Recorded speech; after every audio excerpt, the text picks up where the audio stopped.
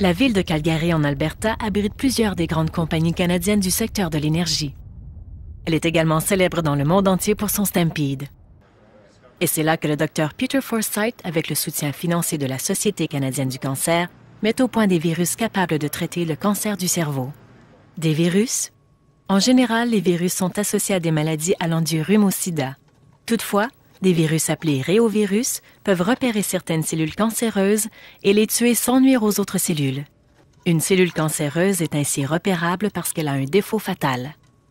Elle se rend elle-même vulnérable aux infections virales.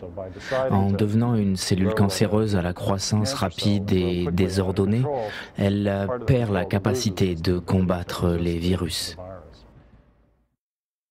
Une fois dans la cellule cancéreuse, le réovirus se multiplie rapidement, puis envahit et détruit son hôte. L'objectif final du Dr Forsyth et de ses collègues canadiens dans ce domaine est de développer une série de virus expérimentaux contre d'autres types de cancers.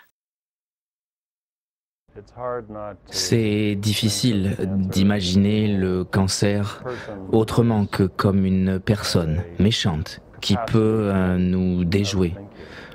À la clinique, on le considère comme un vilain, c'est sûr. Le défi est de comprendre comment il agit et de rester quelques pas devant lui. Le Calgarien Michael Perma connaît bien ce défi.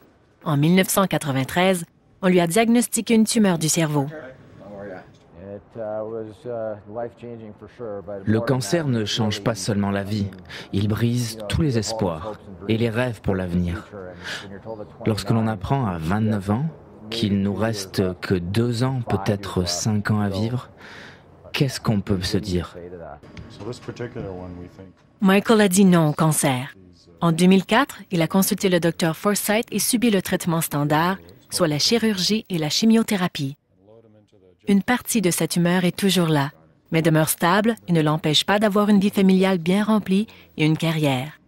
Michael sait que la recherche est utile et s'intéresse beaucoup au potentiel des virus. Si personne n'a eu le cancer dans votre famille, il est probable que quelqu'un l'aura, malheureusement. Il est important de donner de l'argent pour la recherche. C'est le seul moyen de trouver une solution au problème. Cela n'arrivera pas par magie. Ce qui est magique, c'est de voir la ténacité et le leadership de chercheurs financés par la Société canadienne du cancer, comme le Dr Peter Forsyth, dans leur travail quotidien de lutte contre le cancer. Il est si répandu aujourd'hui. Maintenant que j'ai des enfants, j'aimerais vraiment leur offrir une vie meilleure et les débarrasser du fardeau et du fléau qu'est le cancer.